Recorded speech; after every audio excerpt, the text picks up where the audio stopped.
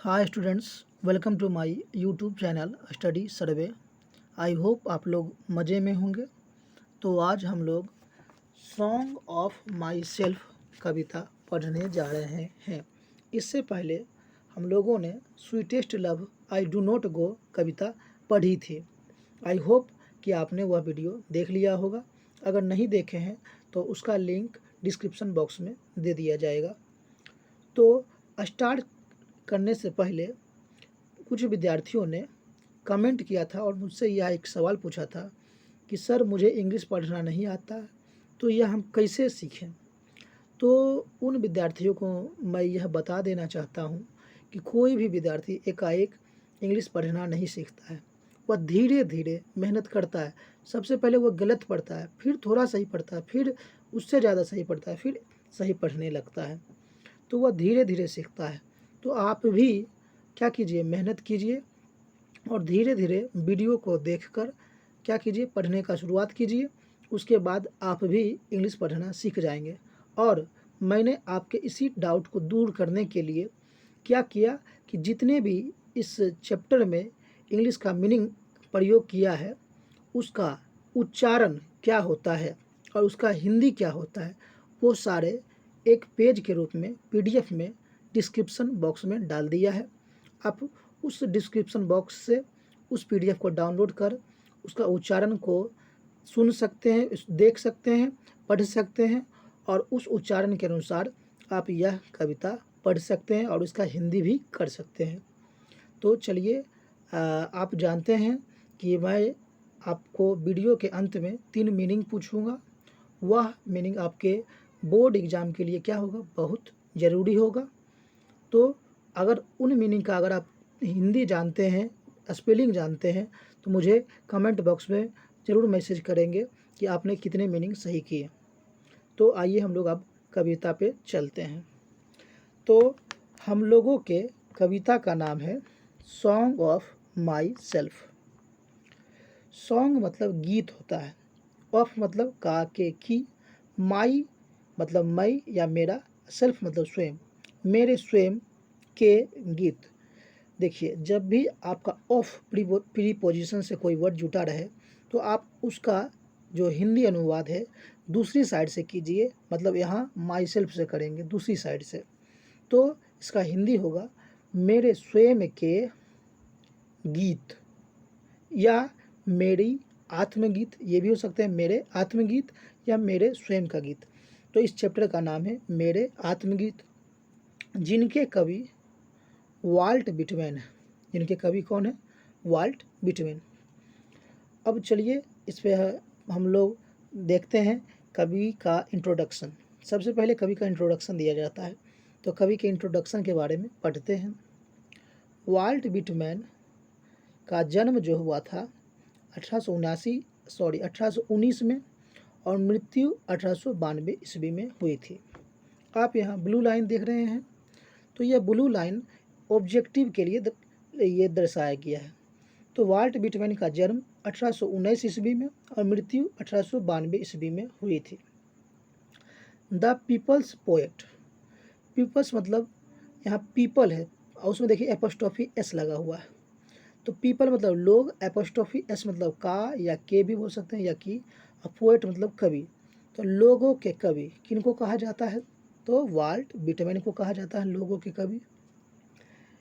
अब देखिए यहाँ पर इज दिया हुआ है, यहाँ कॉमन दिया है, तो इससे आप लोग समझ जाइएगा कि वाल्ट विटमैन का संबंध किससे है? इज से है। तो वाल्ट विटमैन इज, यहाँ से वाक्य जुटेगा। तो Walt Whitman is perhaps the most individualistic literary figure. अब यहाँ पर परहैप्स का मतलब शायद, मोस्ट मतलब सबसे ज़्यादा, इंडिविजुअलिस्टिक मतलब व्यक्तिवादी। व्यक्तिवादी वैसे व्यक्ति को कहा जाता है जो स्वतंत्रता और आत्मनिर्भरता को बढ़ावा देते हैं और स्वार्थ से परे होते हैं, मतलब स्वार्थहीन होते हैं, तो उन्हें व्यक्तिवादी कहा जाता है, इंडिविजुअलिस्टिक कहा जाता है। और लिटरेरी, यहाँ पर देखिए लिटरेरी लिखा हुआ है। लिटरेरी का मतलब होता है साहित्यिक। ये लिटरेचर जो मीनिंग जानते हैं आप, साहित्य, तो वो लिटरेरी से बना हुआ है। तो साहित्यिक, फिगर मतलब चेहरा। तो इसका हिंदी हुआ कि शायद सबसे अधिक व्यक्तिवादी चेहरे साहित्यिक चेहरे थे। शायद सबसे अधिक साहित्यिक चेहरे थे। कहाँ के थे? That America has ever produced. यहाँ दैट का मतलब जो, प्रोड्यूस्ड मतलब उत्पन्न कर पाएगा, एवर मतलब कभी या यहाँ दोबारा यूज हो रहा है, तो जो शायद अमेरिका दोबारा उत्पन्न कर पाएगा। तो इस पूरा लाइन को जोड़कर अगर हम लोग पढ़ेंगे तो शायद सबसे अधिक व्यक्तिवादी साहित्यिक चेहरे जो अमेरिका शायद ही कभी दोबारा उत्पन्न कर पाएगा। ये इसका हिंदी हुआ। He began working as a carpenter before his 12th birthday. Began मतलब शुरुआत करना, वर्क मतलब काम करना, कारपेंटर देखिए कारपेंटर है लास्ट में, कारपेंटर का मतलब बढ़ई, बिफोर का मतलब पहले, और 12th बर्थडे मतलब होता है 12वां जन्मदिवस। तो उन्होंने बढ़ई के रूप में, एज मतलब रूप में, उन्होंने बढ़ई के रूप में अपने 12वें जन्मदिवस के पहले काम करना क्या किया? शुरू किया।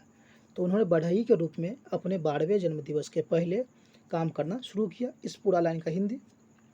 ही also worked as a printer, teacher and editor. As मतलब के रूप यहाँ पर है, प्रिंटर मतलब छापने वाला, टीचर का मतलब होता है शिक्षक, एडिटर मतलब संपादक जो अखबार में लिखता है। तो वे एक छापने वाले के रूप में, एक शिक्षक के रूप में और एक संपादक के रूप में वर्क मतलब काम भी किए हैं। ऑल्सो मतलब भी, तो उन्होंने एक छापने वाले के रूप में, एक शिक्षक के रूप में और संपादक के रूप में भी काम किया। And was volunteer nurse during the civil war. Volunteer मतलब होता है स्वयं की इच्छा से, नर्स का मतलब सेवा करने वाला या नर्स भी कह सकते हैं, ड्यूरिंग मतलब होता है के दौरान, सिविल मतलब होता है सामाजिक, और वार का मतलब होता है युद्ध। तो उन्होंने स्वयं के इच्छा से सामाजिक युद्ध के दौरान, उन्होंने स्वयं की इच्छा से सामाजिक युद्ध के दौरान नर्स के रूप में भी काम किया था। कौन? तो वाल्ट विटमेन। कब किया था काम? तो सामाजिक युद्ध जब समाज में हो रहे थे तब उन्होंने काम किया था।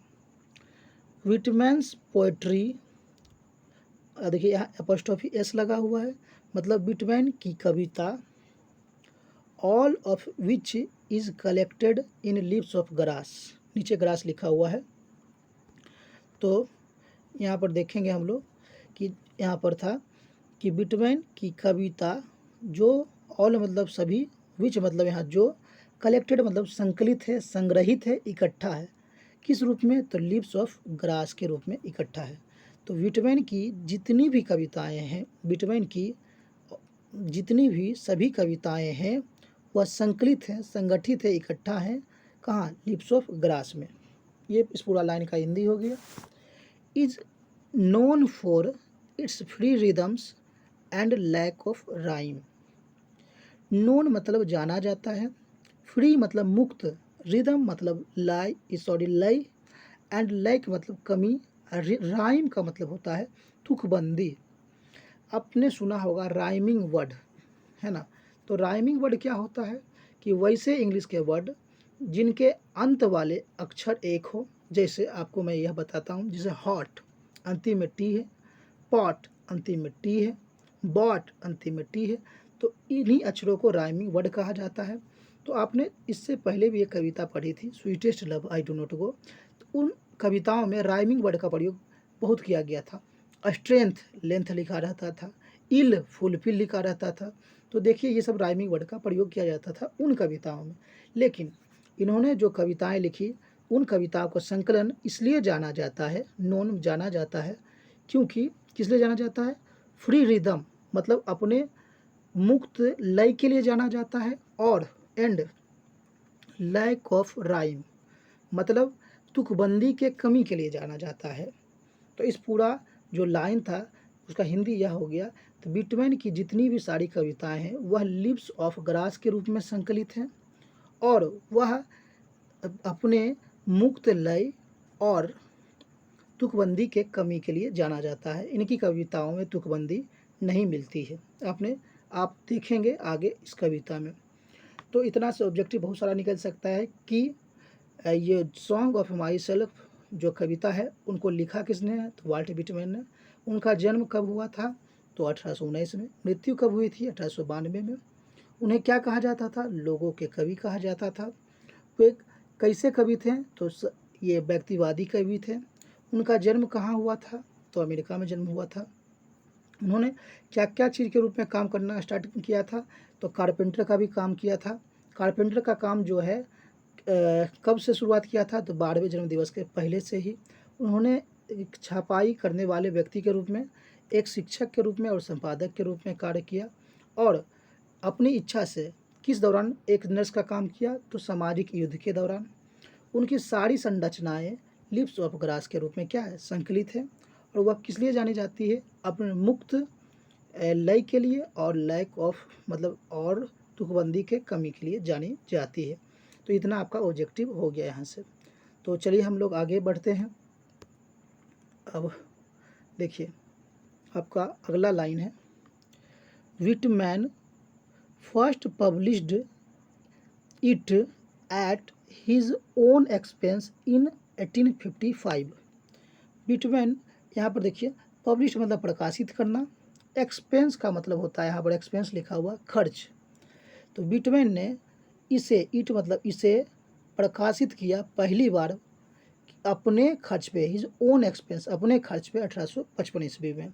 मतलब इस लाइन का पूरा हिंदी हो गया कि विटमैन ने 1855 ईस्वी में अपने खर्च पर पहली बार इसे प्रकाशित किया था।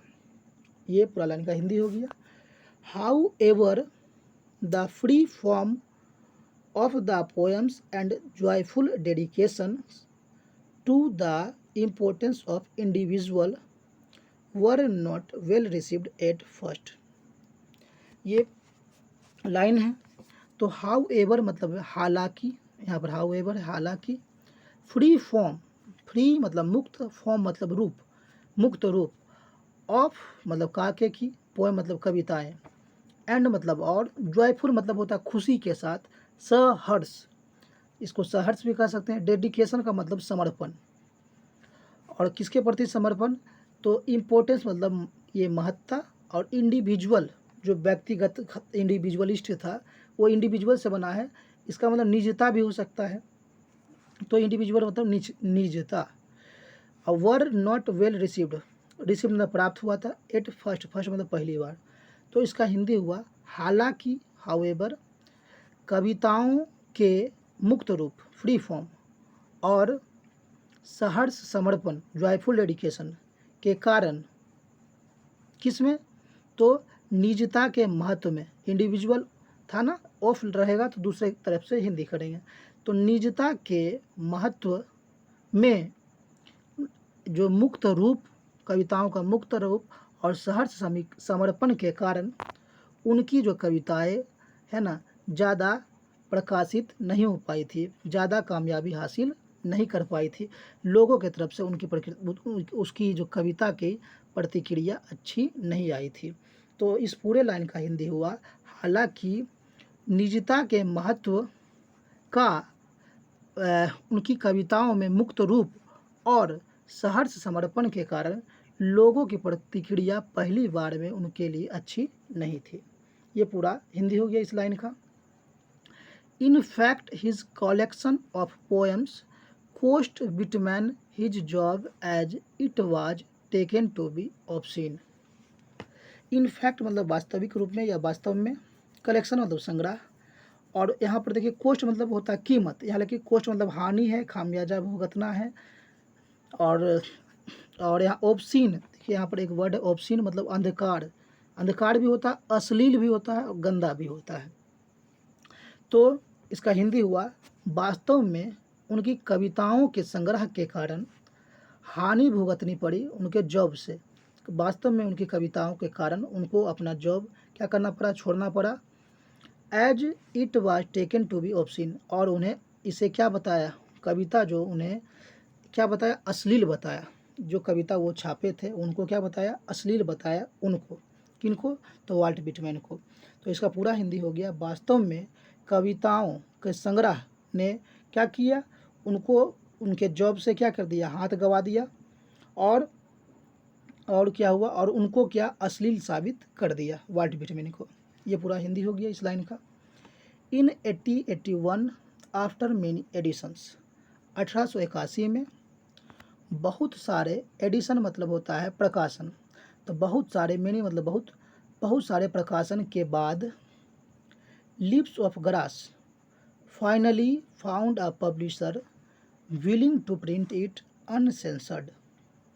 लिप्स ऑफ ग्रास, फाइनली मतलब होता अंततः, पब्लिशर मतलब प्रकाशक, फाउंड मतलब पाया गया या मिल गया, और अनसेंसर्ड मतलब होता है बिना काटे छाटे। तो 1881 में बहुत सारे एडिशन के बाद लिप्स ऑफ ग्रास को अंततः एक प्रकाशक मिल गया, और उस प्रकाशक की इच्छा हुई, विल मतलब इच्छा होना, उस प्रकाशक की यह इच्छा हुई कि उसे बिना काटे छाटे क्या कर दिया जाए, छाप दिया जाए। इस लाइन का पूर्णतः हिंदी हो गया। उसके बाद translations of his collection more enthusiastically received in Europe. तो देखिए, अब यहाँ देखिए, कलेक्शन मतलब संग्रह, ट्रांसलेशन मतलब अनुवाद, इंथुजियास्टिकली मतलब उत्साहपूर्वक, रिसीव्ड मतलब प्राप्त हुआ। तो उनके संग्रह का अनुवाद, जब भी ऑफर आता है तो दूसरे साइड से हिंदी करिए। तो उनके संग्रह का जो संग्रह था लिप्स ऑफ ग्रास, उनका अनुवाद किया गया था, ट्रांसलेट किया गया था दूसरी भाषा में। तो उनकी संग्रह का अनुवाद का स्वागत भव्यतापूर्वक कहाँ हुआ, तो यूरोप में हुआ। यहाँ तक हो गया complete. But Whitman remained relatively unappreciated in America. But मतलब परंतु, रिमेंड मतलब अभी भी बाकी है, रिलेटिवली मतलब अपेक्षाकृत, अनएप्रिसिएटेड मतलब प्रभावहीन। तो परंतु विटमैन जो है अभी भी, है ना, अपेक्षाकृत, कहाँ के अपेक्षाकृत, यूरोप के अपेक्षाकृत अमेरिका में क्या थे, प्रभावहीन थे। ये इस पूरा लाइन का हिंदी हो गया। It was only after his death, यह सिर्फ, है ना, ओनली मतलब सिर्फ, डेथ मतलब मृत्यु, यह सिर्फ उनकी मृत्यु के बाद ही हो पाया था। ये हो गया हिंदी इसका। That he could win appreciation in America. Appreciation मतलब प्रशंसा, और विन मतलब जीतना। तो वह, है ना, उनकी मृत्यु के बाद ही ऐसा हुआ था कि वह अमेरिका में अपनी प्रशंसा को क्या किए थे, जीत पाए थे। उससे पहले उनको प्रशंसा नहीं मिली थी, उनकी मृत्यु से पहले उनको अमेरिका में कोई प्रशंसा नहीं मिलती थी। भले ही यूरोप में जो उनके लिप्स ऑफ ग्रास का जो ट्रांसलेट हुआ था, उनका भव्यतापूर्वक स्वागत किया गया था, लेकिन अमेरिका में उनकी कोई सराहना नहीं होती। लेकिन मरने के बाद ही उनकी सराहना हुई। क्यों, उसका सराहना का क्या कारण था, तो बताया गया, for his original and innovative expression of American individualism.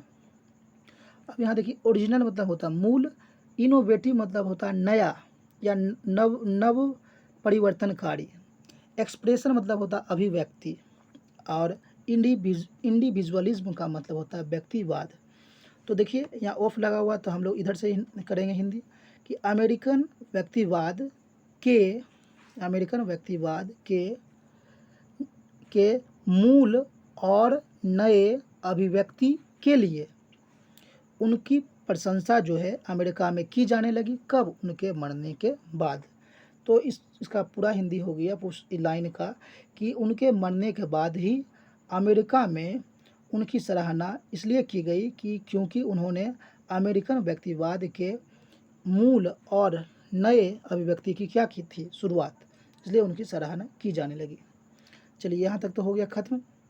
अच्छा, यहाँ से कुछ ऑब्जेक्टिव भी हम लोग निकाल सकते हैं कि उनका जो, सबसे पहले कि उनका जो संकलन है कविताओं का, वो किस रूप में है। तो सबसे पहला उनका जो संकलन है तो लिप्स ऑफ ग्रास के रूप में, लिप्स ऑफ ग्रास। अच्छा, उनकी कविताएं किस लिए जानी जाती है, तो लय की मुक्त रूप के लिए जाने जाते हैं, और तुकबंदी के कमी के लिए जानी जाती है। उन्होंने पहली बार कब अपना कविता प्रकाशित किया था, तो 1855 ईस्वी में। और उसके बाद कि वे क्या वो ज़्यादा फेमस नहीं हो पाया था। किस लिए? क्योंकि लोगों ने पहली बार निजता के महत्व को समझा था और फ्री फॉर्म को देखा था, बिना तुकबंदी के शब्दों के, इसलिए वो ज़्यादा फेमस नहीं हो पाया था। अच्छा, इसका हानि की हुआ तो उनको उनका जॉब से क्या हाथ धोना पड़ा था। उसके बाद वह दोबारा कब उस कविता को छापे थे, तो लिप्स ऑफ ग्रास जो था तो 1881 में छापे थे, बिना वो भी क्या काटे छाटे। उसके बाद उनकी जो कविता था, कविता का जो बुक था लिप्स ऑफ ग्रास, उसका अनुवाद कहाँ किया गया, ये मतलब उनका उत्साहपूर्वक स्वागत कहाँ किया गया था, तो यूरोप में। अच्छा, अमेरिका में कब स्वागत उनका किया गया उनकी कविता का, उनके मरने के बाद।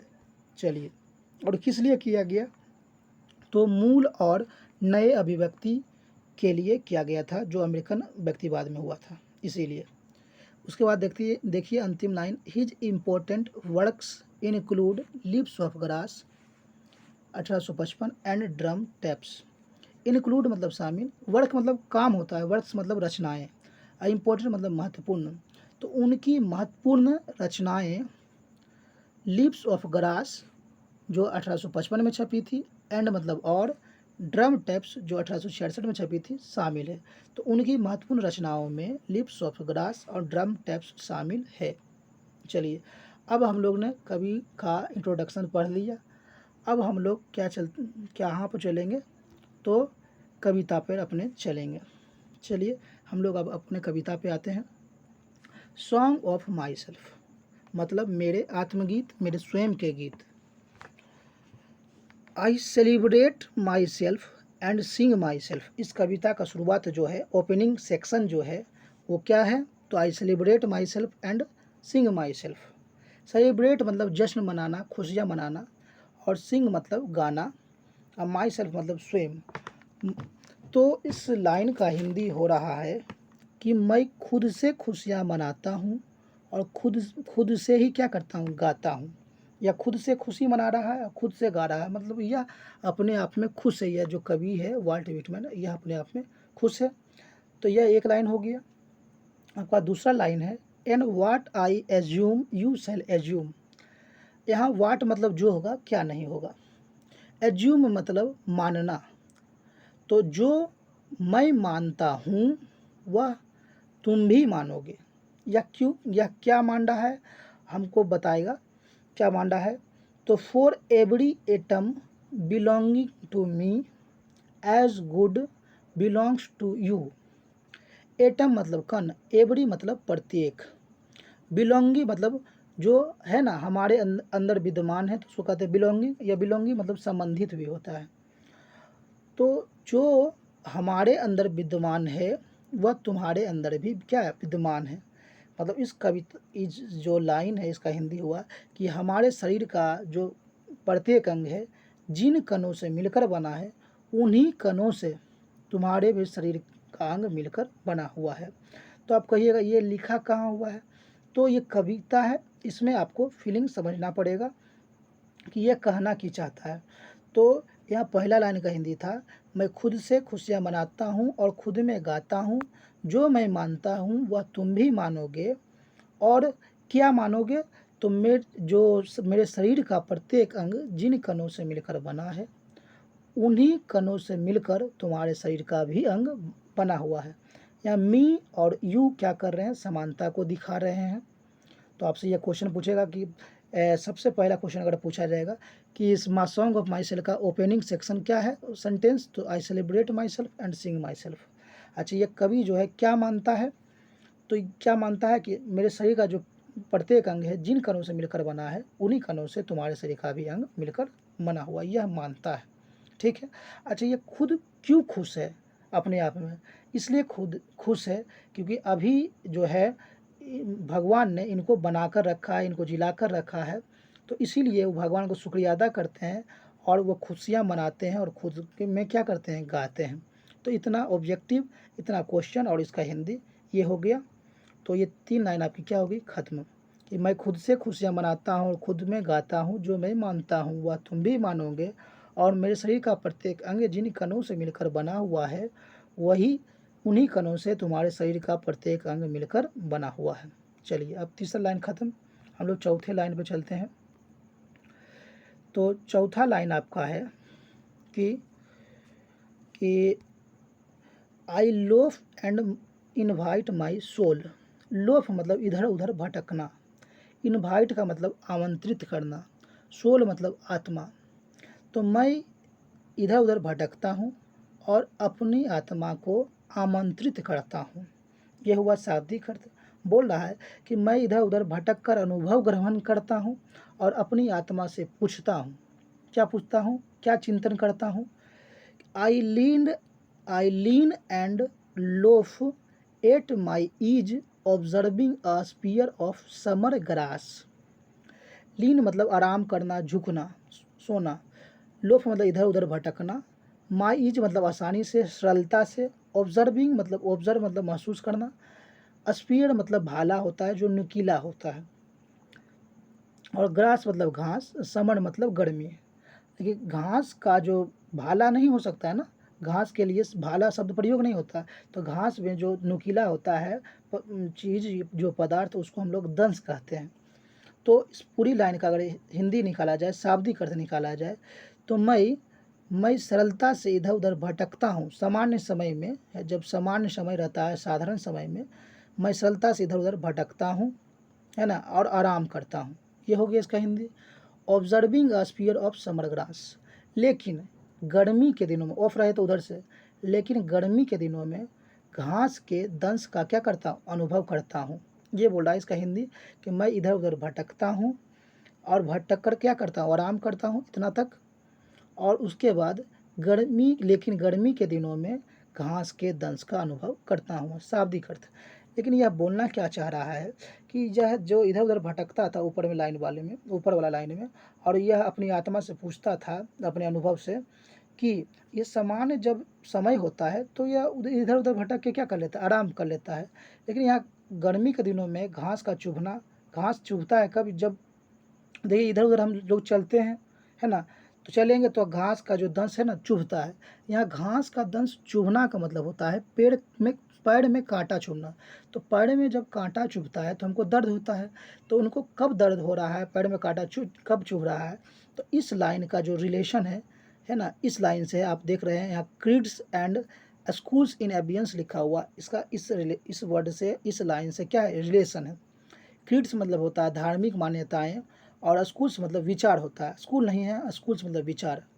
तो यह बोलना चाह रहे हैं इस लाइन का शाब्दिक अर्थ के साथ गुढ़तम हिंदी यह हुआ कि मैं सामान्य समय में आसानी से इधर उधर भटक कर आराम कर लेता हूँ, लेकिन गर्मी में घास के दंश का अनुभव करता हूँ और मुझे वह दंश कांटे के चुभने के समान प्रतीत होता है।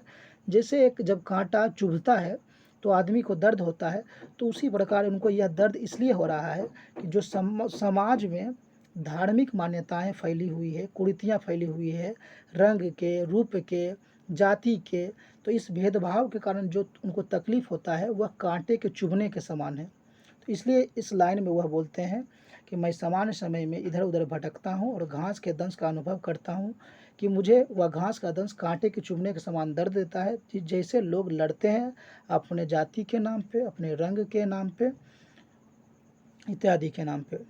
तो इस लाइन का हिंदी हो गया। चलिए अब यहाँ पर my tongue every atom of my blood formed from this soil and this air. मतलब क्या हुआ, टंग यहाँ पर देख रहे हैं आप, लिखा हुआ टंग। टंग मतलब जीभ होता है।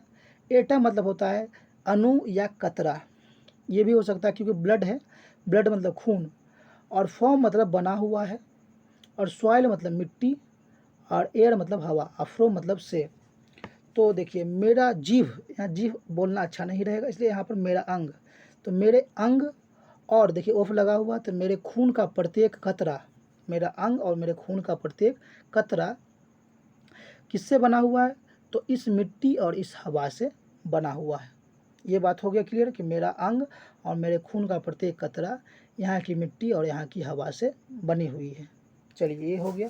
उसके बाद born here of parents, born here from parents the same and their parents the same.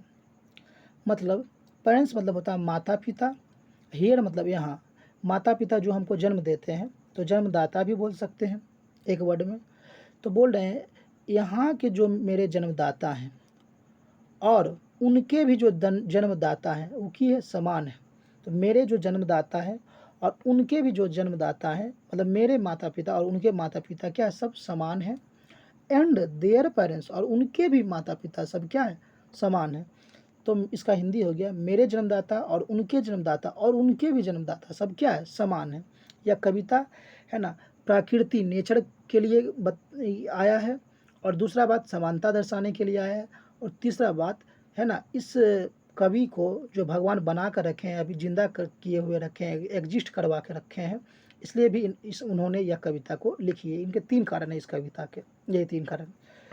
तो मेरे यहाँ के पेरेंट्स और वहाँ के पेरेंट्स और उनके भी पेरेंट्स है ना, तो सब क्या है, समान है।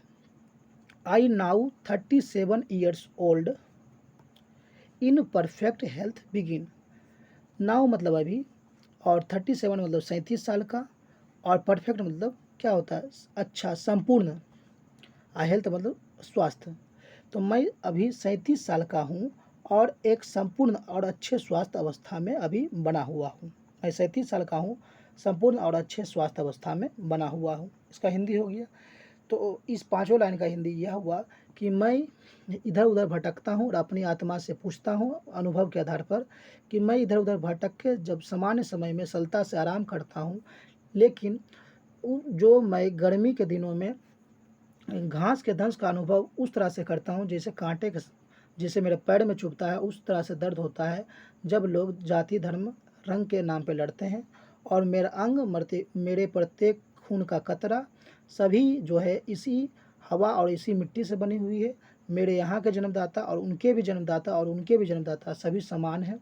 मैं 37 साल की अवस्था में, 37 साल की उम्र में उत्तम स्वास्थ्य अवस्था में हूँ। तो ये आपका 5 लाइन इधर से ख़त्म हो गया कि यह कितने साल का व्यक्ति है, इससे ऑब्जेक्टिव निकालते हैं तो 37 साल का है। ठीक है। अच्छा, ये घास का दंश चुभना मतलब हो रहा है पैर में कांटा चुभना जब लोग धर्म जाति के नाम पर लड़ते हैं। कवि का जो खून का प्रत्येक कतरा किससे बना हुआ है, तो उनकी वहाँ का जहाँ उन्होंने जन्म लिया वहाँ की मिट्टी और हवा से बनी हुई है। ठीक है। और इसमें क्या बताया गया है, तो ये समझाया गया है, समानता को बताया गया है। चलिए हम लोग अब आते हैं लास्ट स्टेंजा पे। तो hopping to cease not till death. Hop से बना है हॉपिंग, हॉपिंग मतलब आशा, सीज मतलब बंद होना, खत्म होना, टिल मतलब तक, डेथ मतलब मृत्यु। तो मेरी जो आशा है मृत्यु तक खत्म नहीं होगी, मतलब मेरी जो आशा है मरते दम तक खत्म नहीं होगी। इनकी क्या आशाएं हैं थोड़ा हम लोग देखते हैं। Creeds and school in abeyance. Creeds मतलब होता है ये धार्मिक मान्यताएं, स्कूल्स मतलब होता है विचार, एबियंस मतलब होता है भुलाना चाहता हूँ, एबियंस मतलब भुलाना होता है। तो मैं जो है ये धार्मिक मान्यताएं, जो समाज में फैली हुई धार्मिक मान्यताएं हैं और जो विचार है ना, वो उसको मैं भुलाना चाहता हूँ। तो आपसे पूछेगा स्कूल्स का मतलब क्या होता है, तो ए सिस्टम ऑफ बिलीफ, मतलब एक प्रकार का विचार है। अब किड्स मतलब क्या होता है, तो ये रिलीजियस बिलीफ्स, धार्मिक मान्यताएं होता है। ठीक है। तो मैं समाज में फैले इस धार्मिक मान्यताएं और जो विचार है उसको क्या करना चाहता हूँ, भुलाना चाहता हूँ, जो कुरीतियाँ हैं। तो उसी कुरीतियों के लिए ने आपके अगले जो ऊपर वाला लाइन था कि जो इन्हीं कुरीतियों की वजह से उनको एक कांटे के जो चुभता है उस दर्द के समान महसूस होता था, इसी लाइन से उसका रिलेशन था। ठीक है। उसके बाद retiring back a while sufficed at what they are but never forgotten. Retiring back मतलब दोबारा लौट जाना, वाइल मतलब है ना, वाइल मतलब के दौरान, सफिस्ट मतलब पर्याप्त है, बहुत ज़्यादा है, और फॉरगॉटेन मतलब भुलाना, नेवर मतलब कभी नहीं। तो देखिए यहाँ हिंदी यह होगा कि वाट दे आर, यहाँ से हिंदी कीजिए कि वे जो भी हैं, वे जो भी हैं, कौन सा किसके बारे में बात हो रहा है, कि वे धार्मिक मान्यताएं और विचार जो भी हैं, है ना, वाइल सफिस्ट बहुत ज़्यादा मात्रा में है ना, लोग उस पर क्या करते हैं, वापस लौट जाते हैं। रिटर्निंग बैक मतलब वापस लौट जाते हैं, बट नेवर फॉरगेटन, इसलिए उसको कभी नहीं भुला पाते हैं। किसको, वो जो धार्मिक मान्यताएं और कुरीतियाँ जो विचार है जो समाज में फैले हुए हैं उसको भुला नहीं पाते हैं, क्योंकि वो बहुत ज़्यादा मात्रा में और लोग उस पर क्या करते हैं, वापस लौट जाते हैं, इसलिए उसको कभी नहीं भुला पाते हैं। तो इसका हिंदी हो गया। तो इसका हिंदी आप यहाँ से इसे नहीं तीनों लाइन से कीजिएगा। सबसे पहले लाइन होगा ये क्रिड्स वाला होगा, फिर रिटरिंग बैक वाला होगा, फिर hopping to cease not till death वाला। ये तीनों को मिलाइएगा इस क्रम में, तब हिंदी सही पूर्वक बनेगा। जैसे बोल रहा था कि समाज में या जो ये धार्मिक मान्यताएं और जो विचार फैले हुए हैं, है ना, उसको मैं भुलाना चाहता हूँ, लेकिन ये बहुत ज़्यादा है। इसीलिए बहुत ज़्यादा होने के कारण जो धार्मिक मान्यता और विचार बहुत ज़्यादा है, इसलिए लोग इस पर वापस लौट जाते हैं और कभी नहीं भुला पाते हैं। इसी, है ना, आप देखिए ये हॉपिंग वाला लाइन, इसी धार्मिक मान्यताएं और विचार को ख़त्म करने का जो मेरा चाह है, मेरी जो आशा है, वह मरते दम तक ख़त्म नहीं होगी। ये तीनों लाइन का हिंदी हो गया। चलिए अब इसकी जो क्या आशा है, तो इनकी आशा है कि यह जो धर्म है ना, धार्मिक मान्यताएं और विचार है, इनको ये दूर करना चाहते हैं। उसके बाद लास्ट जो 2 लाइन्स है उसके बारे में हम देखेंगे। आई हार्बर फॉर गुड और बैड। हार्बर मतलब होता है आस्था रखना, विश्वास रखना। गुड मतलब अच्छा और बैड मतलब बुरा। तो बुरा, मैं विश्वास रखता हूँ अच्छा और बुरा दोनों पर। तो मैं अच्छाई और बुराई दोनों पर विश्वास रखता हूँ, हो गया Hindi. I permit to speak at every hazard. Permit मतलब होता है तैयार हूँ या साहस रखता हूँ। हैज़ार्ड मतलब होता है खतरा। एवरी मतलब प्रत्येक, हैज़ार्ड मतलब खतरा। तो मैं प्रत्येक खतरे के लिए बोलने को क्या हूँ, तैयार हूँ या साहस रखता हूँ। मैं प्रत्येक खतरे के लिए बोलने का साहस रखता हूँ। Nature without check with original energy. Nature मतलब प्रकृति, विदाउट मतलब के बिना, चेक मतलब जाने जांच किए बिना, विथ मतलब से के साथ, ओरिजिनल मतलब मूल या वास्तविक, एनर्जी मतलब ऊर्जा। तो मैं प्रत्येक खतरे के लिए बोलने का तैयार हूँ, बिना उस खतरे की प्रकृति को जांचे बिना उस खतरे की प्रकृति को जांचे बिना कि वह खतरा छोटा है कि बड़ा है, अपनी मूल ऊर्जा के साथ, अपनी वास्तविक ऊर्जा के साथ। तो हो गया यहाँ हिंदी क्या, कि मैं प्रत्येक खतरे की प्रकृति को जांचे बिना अपनी मूल ऊर्जा के साथ बोलने का साहस रखता हूँ, और मैं अच्छाई और बुराई दोनों पर विश्वास रखता हूँ। तो इस तरह से क्या हो गया, आपका इस दोनों लाइन का भी हिंदी समाप्त हो गया। अच्छा, इसका nature without check with original energy का मतलब क्या होता है, अगर यह पूछा जाए तो इसका मतलब यह होता है कि यह जो है प्रत्येक खतरा के लिए तैयार है, चाहे वह खतरा छोटा हो या बड़ा है, या क्या हो, छोटा हो या बड़ा हो, अपनी मूल ऊर्जा के साथ वह छोटे या बड़े खतरे के लिए, कि जब बिना जाने कि वो छोटा है कि बड़ा खतरा, उससे लड़ने के लिए तैयार है। यही हो गया nature without check with original energy का मतलब। चलिए, ये तो आपका क्या हो गया, इस तरह से ये कविता आपकी क्या हो गई, समाप्त हो गई। एक बार सभी लाइन का हम लोग हिंदी कर लेते हैं।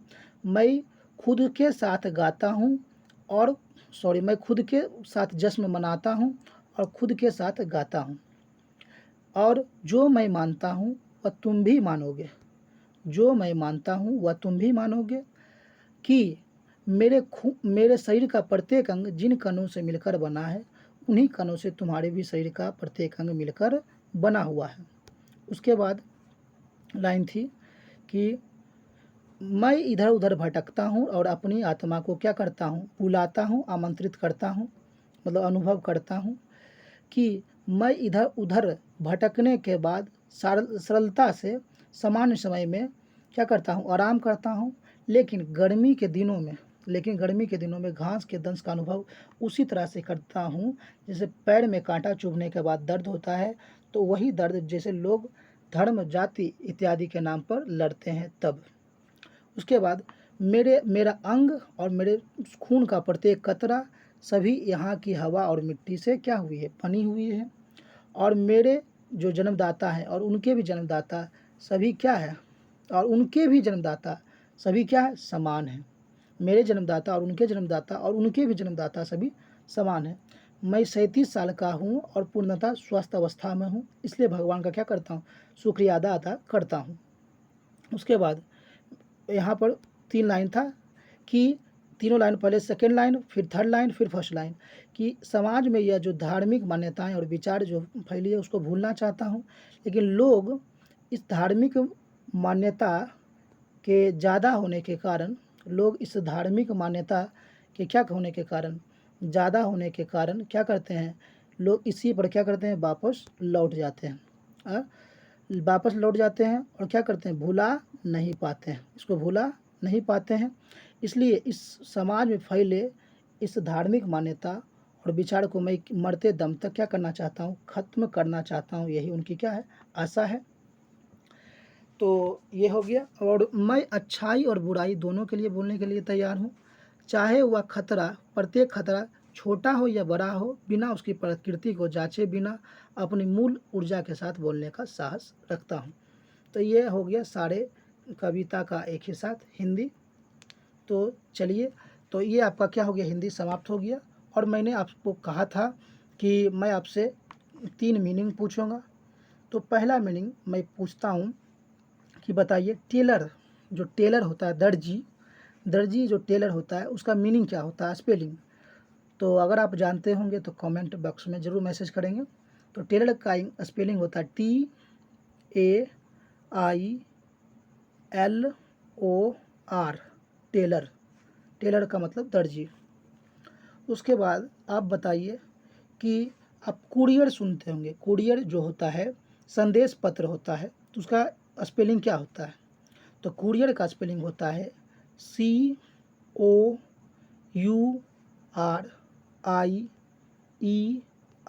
कुरियर। कुरियर मतलब संदेश पत्र, ये कुरियर हो गया। और उसके बाद आप यह बताइए कि अगर यह मीनिंग जानते होंगे तो कमेंट बॉक्स में ज़रूर मैसेज कीजिएगा। बैलून, बैलून का स्पेलिंग बताइए। तो मैं लिख देता हूँ, अगर जानते होंगे तो कमेंट बॉक्स में ज़रूर मैसेज कीजिएगा। Balloon, BALLOON, balloon. बैलून मतलब गुब्बारा होता है, BALLOO और फिर क्या, N, बैलून मतलब गुब्बारा। अगर यह आपको तीनों मीनिंग सही हो गया तो आप मुझे ज़रूर कमेंट बॉक्स में मैसेज करेंगे, ठीक है। और अगर यह मेरा वीडियो आपको अगर अच्छा लगा होगा तो मेरे चैनल को लाइक सब्सक्राइब कर दीजिएगा और बेल आइकन की घंटी बजा दीजिएगा इसी तरह के वीडियो को पाने के लिए। और साथ ही साथ मैं आपको एक PDF का लिंक भी दे दूंगा। आप सभी वर्ड का हिंदी उच्चारण और उसको बोलने का जो तरीका है वो सारा उस PDF में लिखा रहेगा, ठीक है। इसी के साथ थैंक्स।